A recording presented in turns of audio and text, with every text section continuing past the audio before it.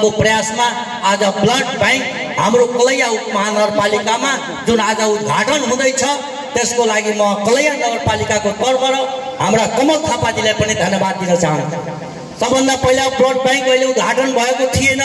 हिजो एउटा यस्तो गरिबको केस आयो कि ब्लड चाहियो, ब्लड कहीँ पनि थिएन।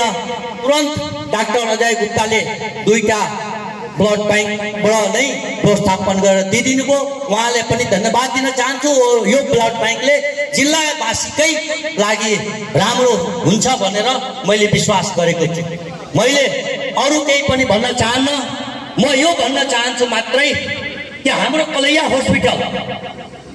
हस्पिटल आज हाम्रा माननीय पूर्व मन्त्री हाम्रा उपेन्द्र यादवजीले 100वटा बेडको यहाँ प्रक्रिया थाल्नुभयो, तर प्रदेश सरकारबाट 100वटा बेडको अहिलेसम्म चिठी आएको छैन।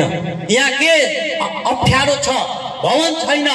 मैले उपराष्ट्रपति महामहिमजीलाई म के भन्न चाहन्छु भने हाम्रो सरकारसँग पैसा छैन। हामी चाहिँ डोनेसनबाट होस्, अरू कुनै समुदायबाट होस्, कमसेकम यो भवन बनाएर 100 बेडको स्थापना गरिदियो भने पार्टीबाट सङ्घबाट भइसकेका अनुमति, तर प्रदेश सरकारले दिइरहेको छैन। के कारण मलाई थाहा भएन।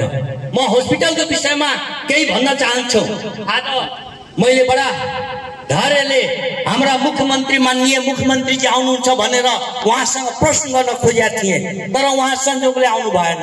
मैले यो भन्न खोजे, मैले पुरानो जमानामा पञ्चायती कालमा राणा शासनहरू जब घोडामा लाल ढुङ्ग्री बाँधेर आउँथ्यो नि, बच्चाहरू भाग्थ्यो को त राणा शासन आयो भनेर।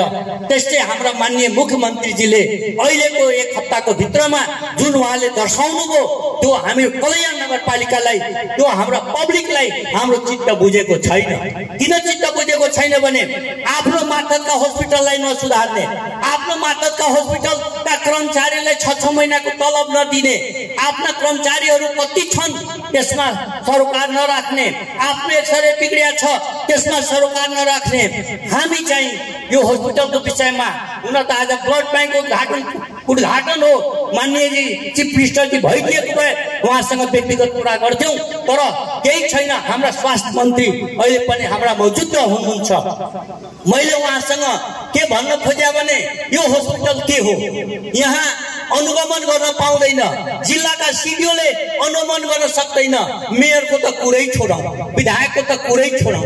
एउटा उदाहरण म दिन चाहन्छु।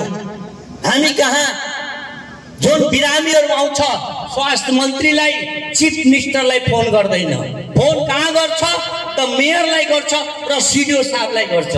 हामी चाहिँ राति हुन्छ, 10 बजे हुन्छ, 12 बजे हुन्छ, हामीलाई फोन गर्छ। के फोन हुन्छ भने डाक्टर छैन, यहाँ डाक्टरले व्यवहार गर्यो, यो दबाई छैन, फल्ला छैन।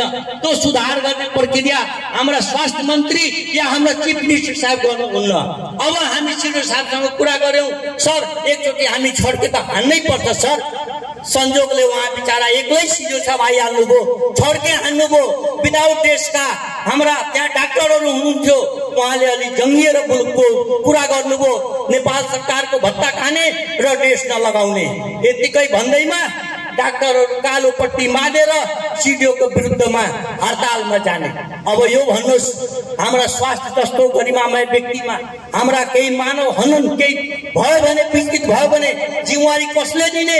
सिडिओ साहब बिचारा डरले अब के गर्नुहुन्छ? अब त भोलिदेखि छड्के पनि गर्नुहुन्न। हडताल, डाक्टरहरू हडताल गर्न खोज्यो। त्यसपछि म आएँ, सिडिओ साहब त्यो बेला सायद काठमाडौँ जानुभएको थियो, सहायक सङ्घसँग मैले कुरा गरेँ, डराउनु पर्दैन। अगर यहाँका डाक्टरहरू हडतालमा आउँछ भने निजी अस्पतालमा किन जाने भनेर मैले त्यहाँ मेसु साहबलाई बोलाएर मैले भने, खबरदार यो अगर हडताल भयो भने 12 बजेको भित्रमा हडताल टुटिएन भने फेरि नराम्रो हुन्छ। सिडिओ साहबसँग कुरा गरेँ। अब सिडिओ साहब स्वास्थ्य मन्त्रीसँग भनिरहेको छु, त्यसको मापदण्ड कहाँ छ त? हामी चाहिँ आफ्नो जयन्तीमा आउँछौँ, वीरगञ्ज आउँछौँ, निजी अस्पतालमा पस्छौँ, निजी अस्पतालमा पस्छौँ, त्यसको अधिकार स्थानीय तहलाई दिएको छ। हामी पनि तेस्रो सरकारको प्रमुख हो, तपाईँ दोस्रो हो, फर्स्ट चाहिँ तेस्रो, तपाईँलाई थाहा छ फर्स्ट उहाँ हो, हामी तेस्रो हो। हामीलाई पनि नेपाल सरकारले 15 संहिताको अनुमति दिएको छ।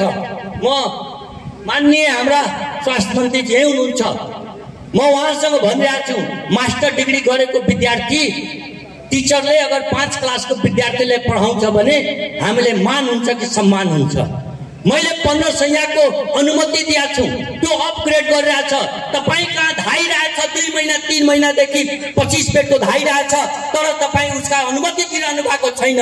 यहाँ जन्तीमा आएको बेला निजगढ र कलैयामा तपाईँ आउनुभयो, छड्के गर्नुभयो के स्वास्थ्य मन्त्रालय खारिज भइसक्यो र स्वास्थ्य मन्त्रालयको स्टाफ दिनु पर्थेन र स्वास्थ्य मन्त्रालय जानकारी गर्नु पर्थेन र यहाँ पनि त हाम्रो गाउँ स्वास्थ्यका हाम्रा हाकिम हुनुहुन्थ्यो, उहाँले पनि जानकारी गराउनु भएन त। मेयरको त कुरै छोडौँ, सिडिओ साहबले समेत जानकारी नगराएर एउटा हाइकम तरिकाले आउनुभयो, निजी अस्पतालमा निजगढ र कलैयामा चिठी दिनुभयो बन्द बन्द बन्द बन्द बन्द। अब भन्नुहोस् आफ्नो हस्पिटल सुध्रिया छैन, आफ्नो हस्पिटल मापदण्डमा क्लियर छैन, एक्सरे बिग्रेछ, दबाई पाइरहेको छैन, डाक्टरहरू ड्युटीमा बसिरहेको छैन, निजी अस्पताल पनि भइदिएन भने के गर्नुहुन्छ? कहाँ जाने हामी? त्यो कारणले अब मैले सबै डाक्टरले बसेर यो बन्द गर्नु हुँदैन, अनुमति मैले दिएको छु 1500 को, तपाईँ मापदण्ड भित्रमा बस्नुहोस्।